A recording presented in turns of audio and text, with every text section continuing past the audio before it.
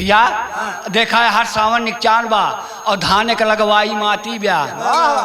धाने का लगवाई माती ब्या और हर देखा गुड़ुई के अवसर आए के बाद, गुड़ुई के अवसर आए के बाद सारी सखी खुशमा हो के धान लगावत यहाँ और प्रेम से कजरी गावत यहाँ। यार देखा छोट के ठीक कजरी सुनावत है। हाय अरे बिरज के बाके सवारियाना, अरे बिरज के बाके सवारियाना, काहे फोरा मोरी गगरिया, बिरज के बाके सवारियाना, काहे फोरा मोरी गगरिया, बिरज के बाके सवारियाना, काहे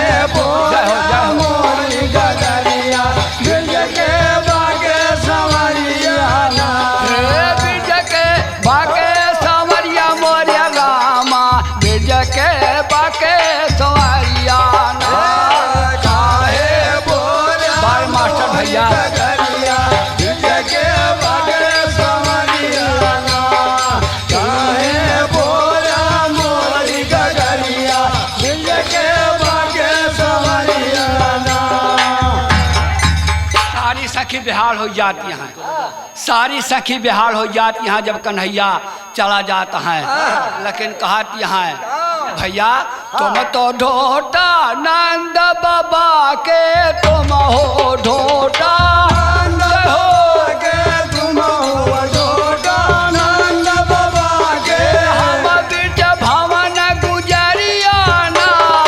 काहे फोरा मोरी गगरिया, बिरज के बाके सवारियाना,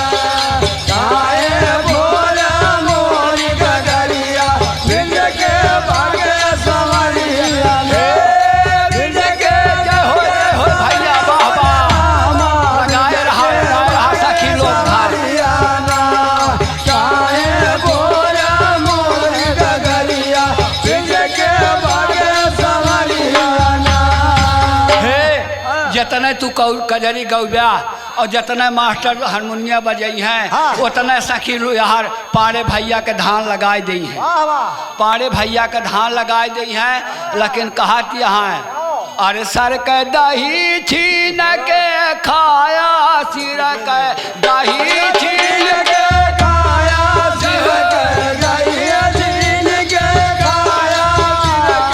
दही छीन के खाया, पछवा खींचा ओढ़निया ना, काहे फोरा मोरी गगरिया, बिरज के बाके सवारियाना,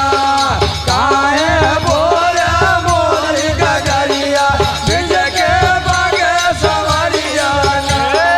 बिरज के बाके सवरिया मोरे रामा, बिरज के बाके सवरिया। जय हो जय हो फोरा मोरी गगरिया, बिरज के बाके सवारियाना, काहे फोरा मोरी गगरिया, बिरज के बाके सवारियाना। भैया यार मास्टर भैया यार कभी कहाता है, कभी कहाता है भैया अरे सूर श्याम यस काठी राधिका, सूर श्याम यस